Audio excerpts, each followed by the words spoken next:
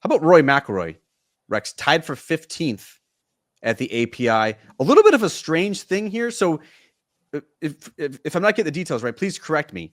He had certain clubs in the bag when he was dominant. One of the best displays we've seen from Rory McIlroy in a long time at Pebble Beach. Followed up with another chance to win first at the Genesis off the tee. Yep, Invitational. Then swapped out all of his woods, reconfigured his wedge setup for the Arnold Palmer Invitational. Bay Hill lost strokes off the tee, lost strokes with his approach, ends up finishing a tie for 15th and says he's going back to the old stuff for the rest of the Florida swing. What did you make of Rory's experiment, which seemingly went wrong? You asked me what Colin Morikawa's mood was coming off the golf course, and I'm sad to say I couldn't tell you exactly. I wasn't inside his head, so I can't paint a perfect picture. I will tell you Rory's mood was not good. It was angry, to be quite clear. And look, he's open as he normally is in these situations. And when he was sort of asked about his week, he immediately went to the idea that, yes, it's a great idea, right? All the things you just pointed out. Led the field, strokes gained off the tee at Pebble, win. I think he was top 5 strokes gained off the tee at Torrey Pines for the Genesis Invitational. Ended up having a solid week there. But yes, by all means, let's start doing wholesale changes to the bag.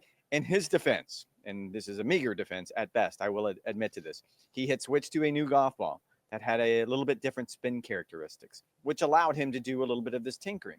And this is inside baseball, really golf nerdy stuff, but allowed him essentially to get rid of one of his wedges because of just the way he could make one of his wedges stronger, and he didn't need the gap anymore, whatever the case may be. So that led to these changes. So it was a different new driver, and it was a new fairway wood, and it was 2 new fairway woods and a new 3-iron and 2 new wedges, as you pointed out. Coming into this week, when I asked him about it, he conceded. Yes, it had a little bit to do with the spin characteristics, but if you go and read the story on NBCSports.com/golf, he also acknowledged that this is all part of the equipment manufacturers, not his. All of them are this way. It's the cycle. It's a 12-month cycle, and they want to get you in the new stuff as soon as possible. You can read between the lines and realize Rory was trying to be a good soldier on this front and put the new stuff into play, and simply wasn't happy with it. And he switched back to all the old stuff on Sunday, and he was asked, when, is it foreseeable that you will keep the old stuff in the bag, and at least to the Masters? So this will not be a conversation we'll have at least until after the Masters.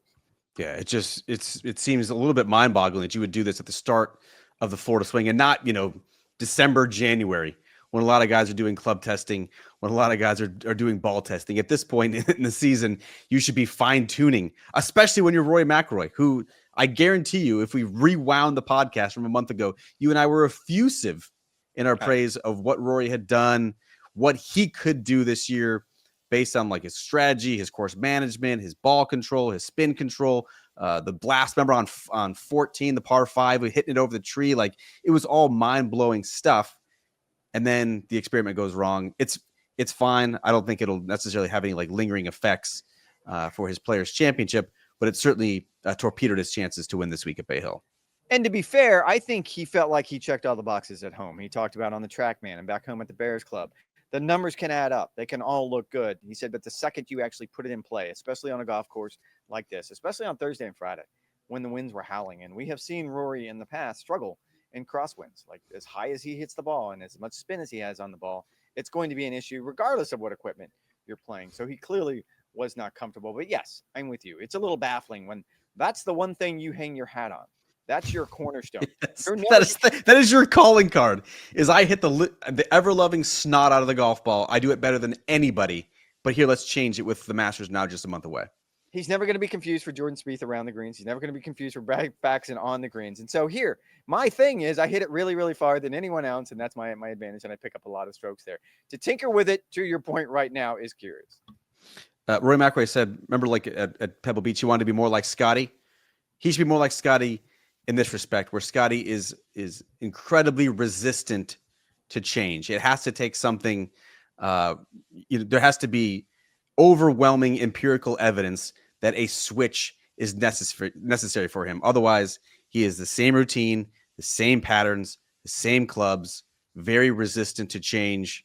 Again, the old stuff will be in Rory McIlroy's bag at the Players Championship. His record at Deep Sea Sawgrass, again, is quite the old good. Stuff was in his bag today, to be clear. He switched out today. Yeah. Yeah, did not play particularly well at that point. As you mentioned, his mood was not particularly great at that point.